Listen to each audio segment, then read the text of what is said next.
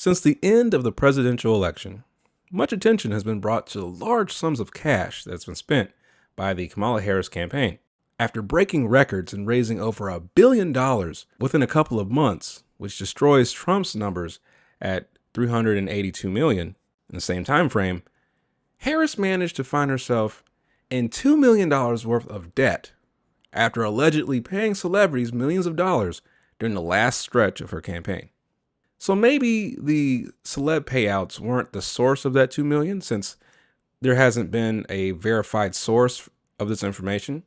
But what is for certain is the jaw-dropping totals paid to consultants and marketing firms. At the time of making this video, we only have the data at the end of October, so the totals aren't reflective of the total amount of money that has been spent.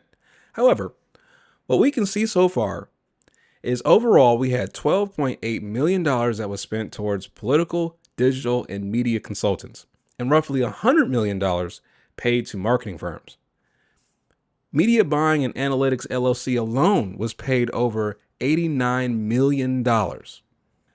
This clearly was money well spent, since they were able to give Harris a decisive victory. Oh, wait, actually, that didn't happen.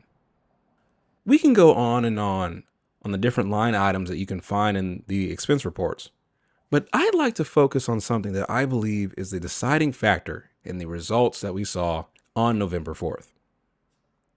That is food. I had no idea that Harris and her team were giant foodies. More than $2 million was spent towards food, drink, and catering events. Mind you, this total is just over a couple of months. Some of the most notable checks that I saw was a check that was paid out to Keen Water Springs, which makes some type of bougie, natural alkaline 24 packs of water that's $30, which sounds completely ridiculous. But they received a $27,000 check from Harris's campaign. Another is Mofongo Restaurant, which is a Dominican and Puerto Rican cuisine joint in the middle of Reading, Pennsylvania. They received an $11,600 check. Now, whoever's the operator for the Newport Beach Chipotle, congrats to y'all, because they were able to receive a $2,800 check from Harris, with a $1,600 check that was at one time. I'm just trying to wrap my head around the sheer number of bodies that had to be waiting in line as people were preparing burritos. I mean, seriously, $1,600 worth of burritos at once sounds completely insane. I imagine that the manager was calling folks who were off that day and saying, hey, I need you to come in for about an hour. We got to make a whole bunch of these burritos. I mean, I would just hate to be the person that was going on my lunch break and I go to my favorite Chipotle spot just to find a massive amount of Harris employees or volunteers or whatever these people were, just a massive amount of people in line. I mean, you're not eating that day. And let's not forget the hot dog spot in Phoenix, Arizona. They received $2,800 total, with $2,600 being given at one time.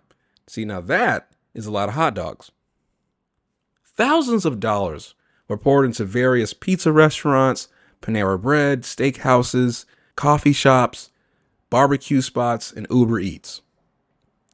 Harris and her team were either just really hungry or they were paying for votes by the way of food whenever they moved from city to city. All jokes aside, what we can learn from this is that elections are big business in this country. With $56.6 million worth of payroll fees, it costs a lot to feed and house all these people. It makes you question why and if all of this was necessary, especially after seeing the results of the campaign. It wasn't like this was a close race that everybody in the polls and media was saying it was. This was a landslide victory for Trump. Now, on the flip side of this, if you were a business owner who happened to be at the right place in the right time, you could have made some serious cash. So even if you were a Harris supporter and you were disappointed that she didn't win, well, at least you got a good check. Thanks for listening.